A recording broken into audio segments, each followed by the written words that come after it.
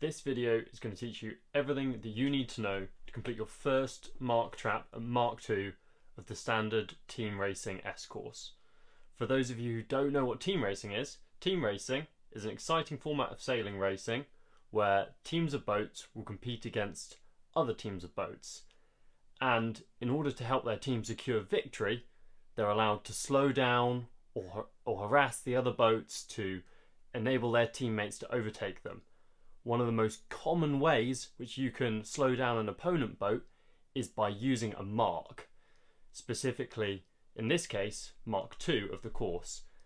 And by using the power of room to prevent your opponent from going inside you and allowing a teammate to overtake. Mark 2 is one of the best spots on the team racing course to convert a teammate, and it's a very powerful place. For those of you who aren't familiar with the standard team racing course, it's often described as an S course with a start line up to Mark 1, a reach to Mark 2, a run down to Mark 3, another reach to Mark 4, and a final beat up to the finish line. Let's take a look at Mark 2. Team racing uses slightly different rules to fleet racing. Importantly, concerning room or Rule 18, team racing uses a 2 boat length zone rather than a 3 boat length zone like in fleet racing.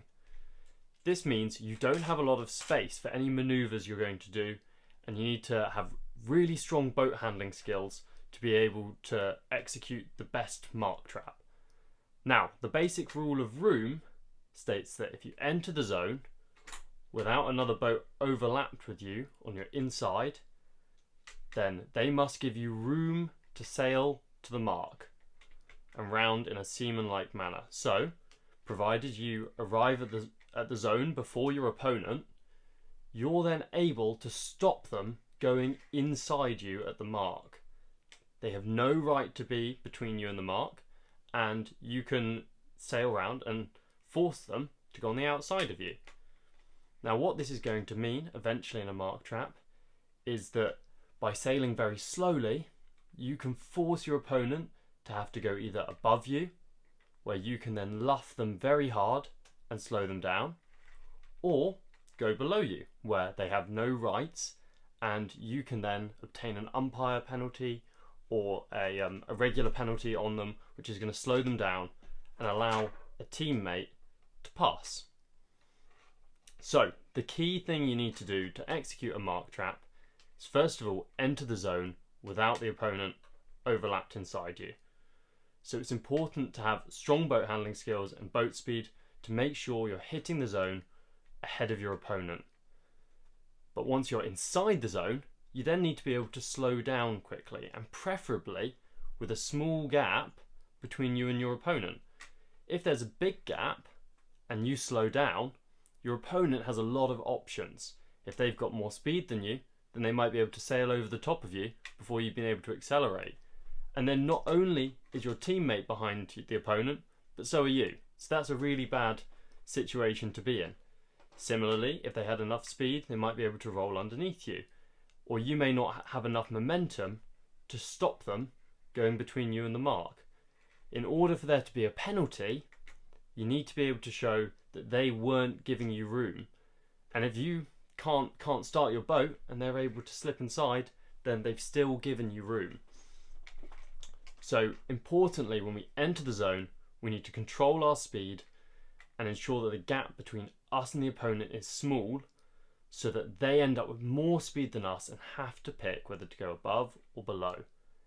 Most of the time, in order to comply with room, they will choose to go above, in which case you then need to accelerate again, re-accelerating the boat and luffing the opponent hard, which is then going to allow a teammate to sail underneath and around the mark. And when these two boats accelerate again, now the 2 blue boats are ahead of the yellow boat.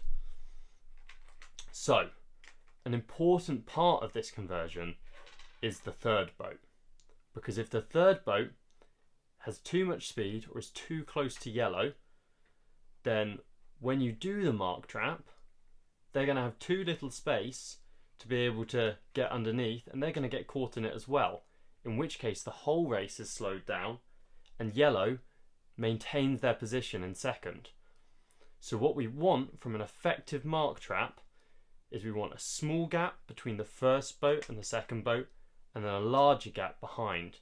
This is going to give your teammate more options, and it's going to force your opponent to go into a situation where they don't want to be in.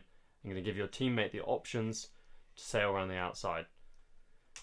This means that we're going to need some fundamental skills of really good boat handling to slow our boat down quickly.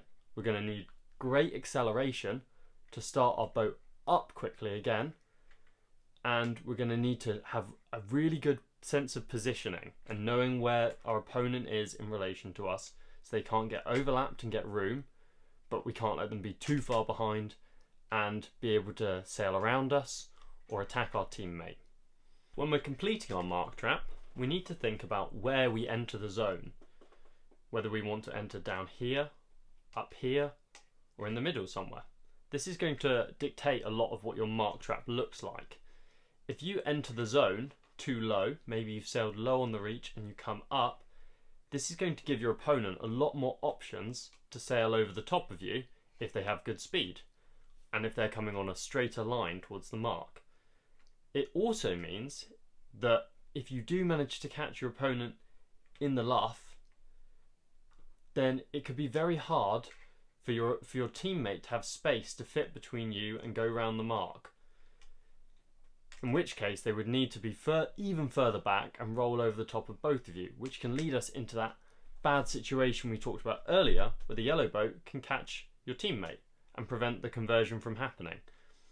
So generally, we want to look to be entering the zone at around 10 o'clock on the clock face. So if we imagine a clock face with 12 up here and 9 over here, 10, 11, we want to be entering around 10 o'clock, nice and high, which is going to allow your teammate to have plenty of space to fit between you and the opponent once the mark trap has started. If you go lower, it can be really hard to actually fit in there, especially if you're trying to sail slowly and your sails might be flapping and out. Similarly, if you go too low, it can even be hard for you to get around the mark. If you sail too slowly, particularly in stronger breeze, you might drift down and you're in danger of either having to circle below the mark or hit the mark. So we're looking to set ourselves up at around 10 or 11 o'clock on the clock face and keep that nice gap size in order to ensure that our conversion is successful. Similarly, issues can occur if we set up our mark trap too high on the zone. If we complete our mark trap starting at 11 o'clock, we're going to have a lot less space between us and the mark, which is going to mean you have a lot less space to complete your conversion. If we're closer to 10, like we discussed earlier, then once you have the overlap on your opponent boat, you can sail them on further. You don't need to luff quite as aggressively, and this is good because it means that we can maintain better flow over our foils. We're at smaller risk of stalling out, and it means that when we've completed the conversion and we want to sail on again, we can nicely accelerate and pull ahead of our opponent to keep ourselves safe down the run. If we're too high, then we're gonna have to luff much more aggressively. We're going to be right on top of each other as we re-accelerate. If they re-accelerate better than you, you may be more at risk going down the run. So I would highly suggest you aim for that 10 o'clock zone. It's going to give you a lot more options. The other risk with going high is it means your opponent is going to be able to slow down a little bit earlier and hit back on your teammate.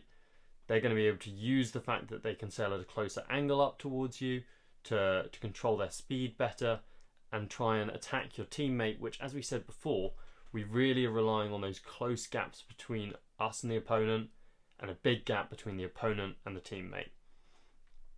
So we're going to want to look for that 10 o'clock region and get them nicely above us, nice and early, with plenty of space for our teammate to sail through. So to summarise, to have a really successful Mark II trap, these are our 3 key points. We're looking to have a small gap between us and our opponent and a big gap between our opponent and our teammate.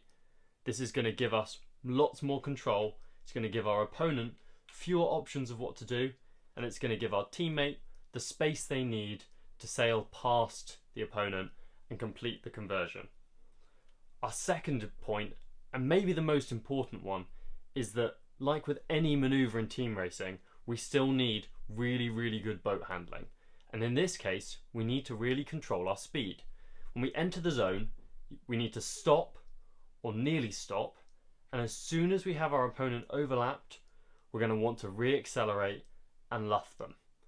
Unless we're able to stop and accelerate quickly, then we're going to be unable to complete this conversion at all. So we really need to practice all of our normal boat handling maneuvers to make sure that we have the skills to actually execute the conversion. Our final point to have a really good Mark II trap is to remember to enter the zone at 10 o'clock.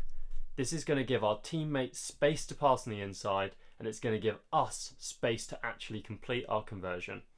And it's going to strike a balance between having the control over our opponent and the ability to help our teammate get through. If we follow these 3 tips, your first Mark II mark trap is going to go great, or at very least you'll have a fighting chance. So good luck, happy sailing, and see you on the water.